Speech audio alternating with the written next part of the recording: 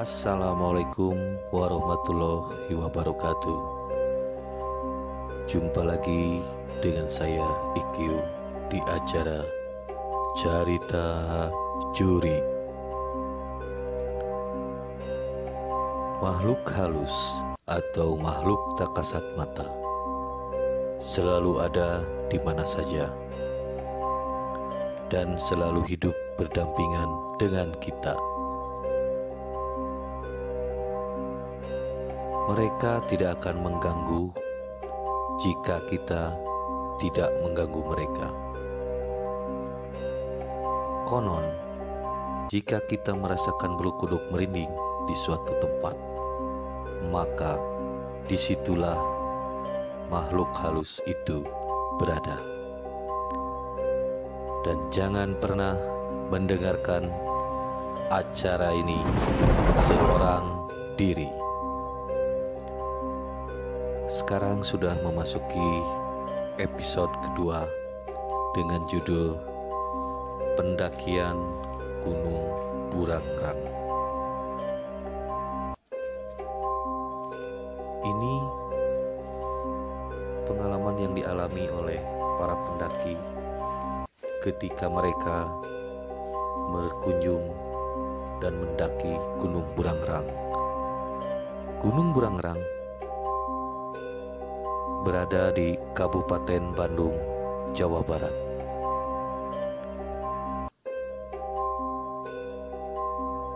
Kisah ini dialami oleh, sebut saja namanya Ahmad. Ahmad adalah seorang pendaki yang sering melakukan pendakian ke gunung. Mat, kita coba ke Gunung Burangrang yuk, ucap Atep. Burangrang sebelah mana, Kang? Tanya Eman. Atep terlihat sedang nongkrong bersama rombongan Edi. Mereka nongkrong di rumah Hendra. Kalau sudah siap, nanti Kang Atep nyusul, sambung Atep. Mereka benar-benar kagum dengan perjalanan pendakian Kang Atep. Mereka semua sepakat bahwa Kang Atep lah yang menjadi mentor mereka. Karena Kang Atep selalu memberikan nasihat-nasihat penting kepada mereka, walau terkadang nasihatnya agak ekstrim dan mengundang mistis. Oke Kang, nanti dikabari, ucap Edi. Kang Atep sudah berkeluarga dan mempunyai istri yang tinggal di Bandung. Jadi ya wajar saja jika Kang Atep bilang akan menyusul mereka. Setelah sejaman Kang Atep ikut nongkrong bersama mereka. Akhirnya Kang Atep pun pamit karena dia ada urusan katanya. Ya udah, ditunggu kabarnya, ucap Kang Atep. Siap, teriak Eman. Minggu depan gua balik ke Bandung loh. Lemah kalau kalian pada gak berani ke Burangrang, ucap Atep sambil berlalu meninggalkan rumah Hendra. Mereka hanya tertawa-tawa mendengar perkataan Kang Atep. Mereka sudah paham karakter Kang Atep memang begitu. Dan akhirnya mereka pun melanjutkan pembahasan tentang Gunung Burangrang. Gimana nih, ucap Eman. Ya, kan ini lagi mau diomongin dulu, Man, jawab Hendra. Mereka pun akhirnya mendiskusikan tentang perjalanan itu. Dan akhirnya mereka setuju dan sudah menentukan waktu keberangkatan mereka. Ada waktu seminggu ya, bismillah aja yang banyak, ucap Edi. Mereka pun memutuskan untuk berangkat minggu depan hari Selasa. Tidak seperti biasanya, mereka memilih hari Selasa. Sepertinya mereka terpengaruh oleh ucapan Kang Atep. Kang Atep berkata sebelum meninggalkan mereka, naik gunung mah enaknya pas hari sepi, hari-hari biasa jangan jangan pas hari Minggu. Begitulah kira-kira ucapan Kang Atep.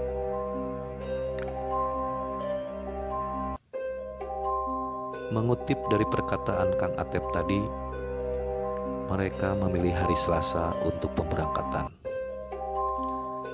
Di sini Ahmad sudah dipastikan bolos sekolah, karena hanya Ahmadlah yang masih bersekolah. Hendra, Roni, Edi hanya sibuk membantu usaha keluarga mereka. Hanya Eman yang bekerja di pabrik. Eman jika sudah menyukai sesuatu, dia akan melakukan itu dengan menghiraukan sesuatu yang lain. "Man, gawean lu gimana?" ucap Edi. "Tenang aja, hari Selasa kan jatah op gua itu," jawab Eman. Kebetulan Selasa itu jadwal off-nya Eman. Dan Eman setuju dan tidak mengganggu pekerjaan dia di pabrik.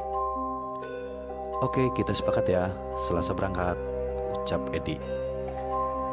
"Siap, Kapten," ucap Eman dan kawan-kawan. Selasa depan langsung aja bawa peralatan dan packing di rumah Hendra. Sisanya kita belanja di sana. Ya, sesuai saran Kang Atep tadi, ucap Edi menutup diskusi. Tak lama kemudian, mereka pun pulang ke rumah masing-masing. Singkat cerita, tibalah hari keberangkatan. Hendra selaku tuan rumah memang sengaja membersihkan ruangan atas rumahnya untuk menyambut kelompoknya.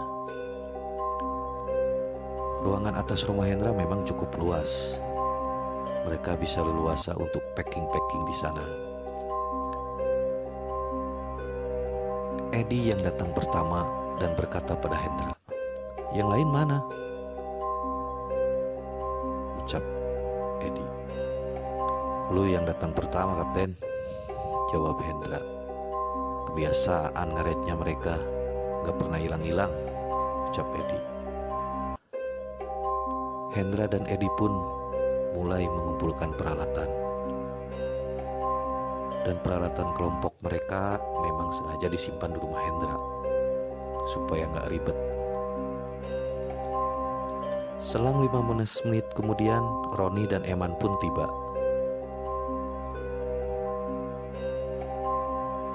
Dan 30 menit kemudian, Ahmad pun tiba di rumah Hendra. Akhirnya sekitar pukul 5 sore mereka selesai packing-packing dan bersiap untuk berangkat ke terminal.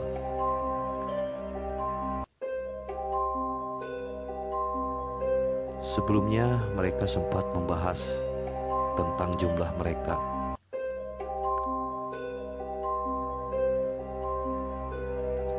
Eman selalu memikirkan hal yang berbau mistis. Dan Eman pun berkata,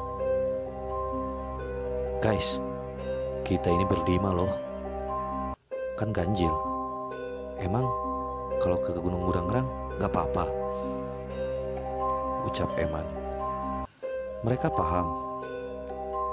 Tetapi mereka menganggap Kang Atep jadi rombongan ke-6 di kelompok mereka. Saat berjalan meninggalkan rumah Hendra, mereka dikagetkan oleh teriakan Ajat dari kejauhan. "Woi, pada mau kemana nih? Pada mau ke gunung ya? Gunung mana?" ucap Ajat. "Gunung Burangrang, Jat, di Bandung," jawab Edi. Gue ikut ya," sambung Ajat. Mereka diam. Mereka seakan berkata tidak. Tetapi Edi berkata santai, "Ada emang lu peralatannya? Kalau emang ada, gak apa-apa deh, lu ikut," ucap Edi. "Bentar ya, gue pulang dulu, mau ngambil alat-alat," ucap Ajat. Mereka pun seakan tidak bisa membantah ucapan kapten mereka. Mereka sabar menunggu Ajat. yang sedang pulang untuk mempersiapkan barang bawaannya. Sekitar 1 jam lamanya mereka menunggu di jalanan itu. Akhirnya Ajat datang dengan tas backpacker. Dalam hati Eman, dia berkata, "Ajat, apa maksudnya ini?" Melihat Ajat memakai backpack, langsung mereka sidis menatap Ajat. Tetapi mereka memilih diam dan langsung bergegas menuju terminal.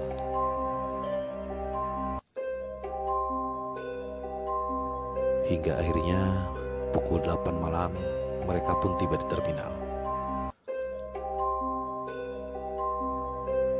Kembali pada pendakian ini, mereka melakukan perjalanan malam dengan alasan agar melakukan pendakiannya di pagi hari.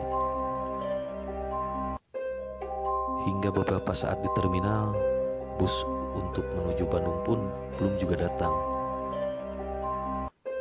Edi terlihat mulai panik dan mencoba menghubungi Kang Atep.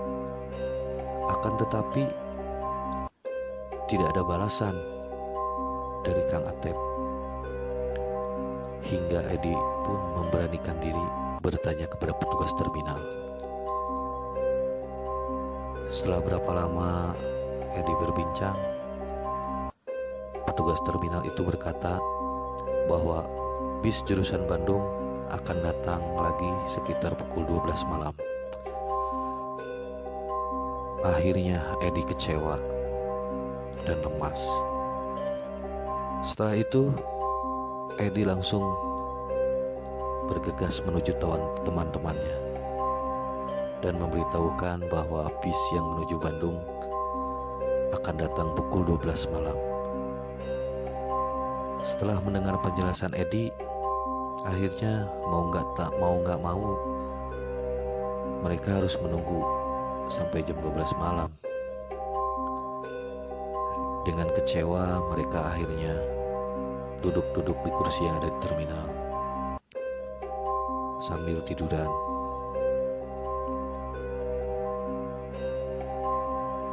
Beberapa jam kemudian, tepatnya pukul 12 malam, bis jurusan Bandung pun tiba. Tanpa menunggu lama lagi, akhirnya mereka berlari dan menaiki bis dan memasukkan barang-barang mereka ke bagasi. Singkat cerita, mereka pun tiba pukul 4 pagi di terminal Bandung. Mereka masih belum bisa menghubungi Kang Atep. Mungkin karena masih subuh, Kang Atep masih tidur. Mereka benar-benar tidak paham apa yang harus dilakukan, harus kemana, naik apa, seakan-akan dalam kebingungan. Kang Atep kemarin seakan memberikan sedikit informasi, seolah-olah kode buat mereka mencari sendiri. "Dari terminal kemana lagi nih Kapten?" ucap Eman.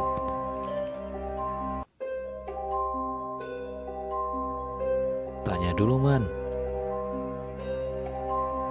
mau ke Kabupaten Bandung gitu, SPN apa ya?" Eman pun bertanya kepada tukang parkir. Tak lama Eman datang dan memberitahu rute menuju Gunung Brangrang. Mereka benar-benar dipaksa untuk berimprovisasi oleh Kang Atep. Singkat cerita, mereka pun tiba di SPN, di mana di sekitar SPN ini mereka bisa belanja apa yang belum mereka beli. Edi dan Hendra yang berinisiatif berbelanja, sisanya menunggu di warkop. Selang 30 menit kemudian, Hendra dan Edi pun datang dengan informasi baru. Setelah sampai sini, mereka harus menumpang mobil sayur yang mengarah ke kaki Gunung Burangrang, seperti arahan Kang Atep. Mereka akan melalui jalur Legok Haji, entah apa itu namanya, yang benar atau apa seingat mereka. Itu nama yang disebut Kang Asep.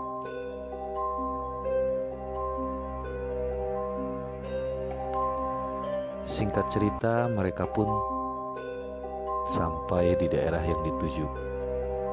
Tetapi belum sampai di pos pendaftaran, mereka pun bertanya kembali kepada warga sekitar dan diarahkan harus berjalan kurang lebih 15 km menuju Legok Haji. Ya, mau gak mau akhirnya mereka berjalan. Sekitar pukul 9 pagi akhirnya mereka tiba di sebuah warung kecil. Menurut warga yang mereka tanya, warung itu adalah pos pendaftaran Legok Haji. Mereka terlihat lelah karena mereka berjalan sejauh 15 km dengan trek jalan pedesaan dan perkebunan. "Ngaso dulu Ed," ucap Eman. "Iya," sambung Edi. Mereka benar-benar merasa ditipu oleh Kang Atep. Tetapi yang dia percayai, Kang Atep berkata, "Jalur Legok Haji, mantap jalurnya, masih asri." Sekitar 15 menit mereka beristirahat. Mereka pun meminta izin untuk ambil air, di mana air ini akan mereka pakai untuk memasak di tempat camping nanti.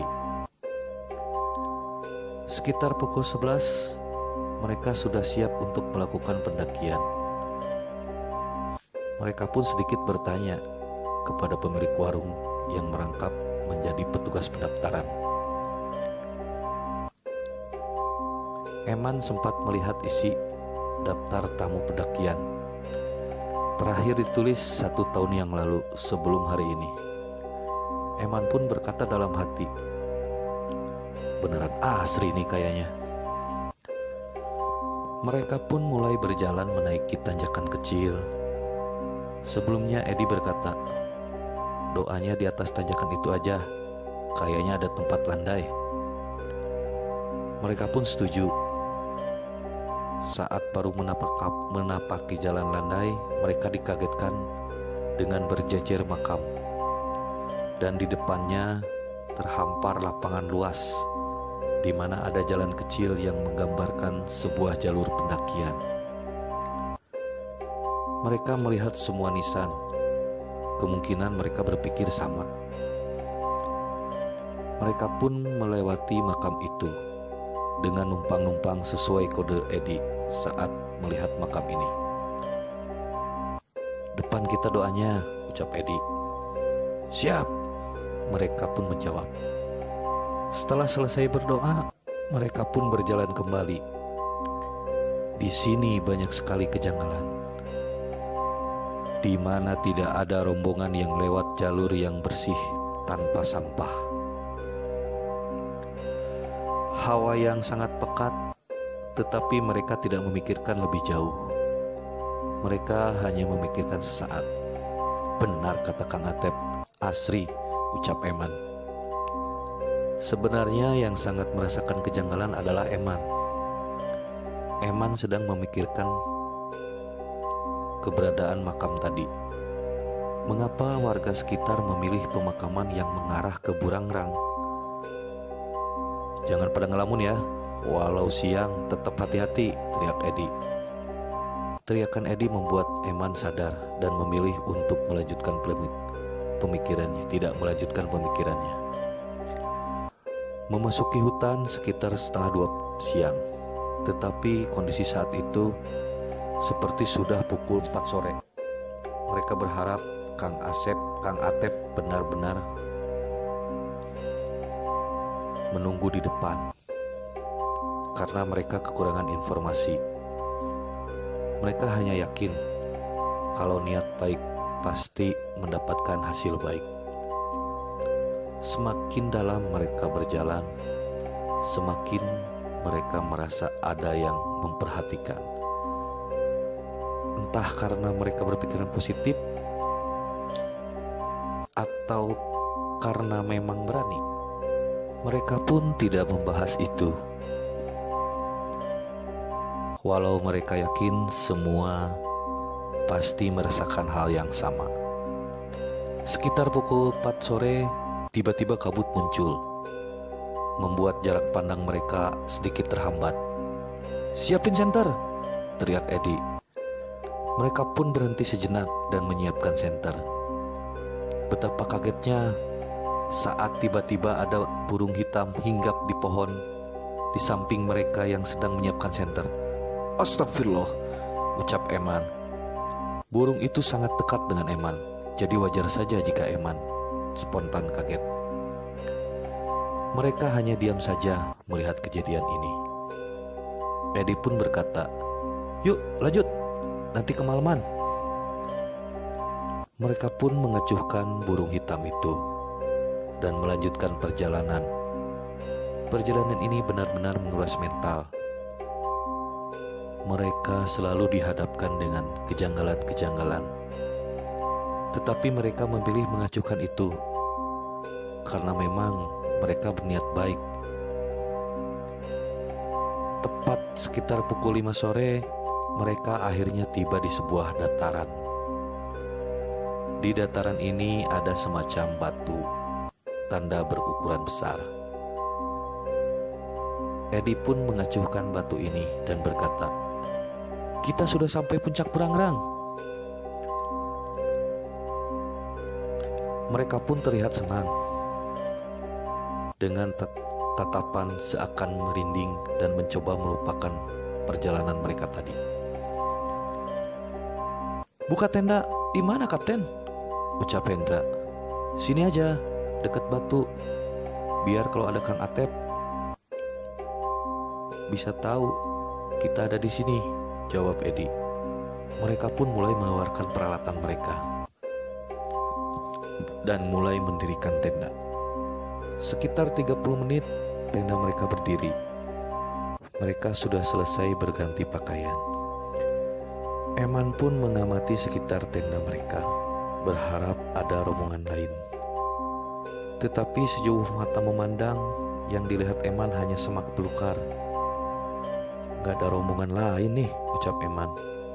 Mereka hanya diam saja. Mereka pun berkumpul di depan tenda.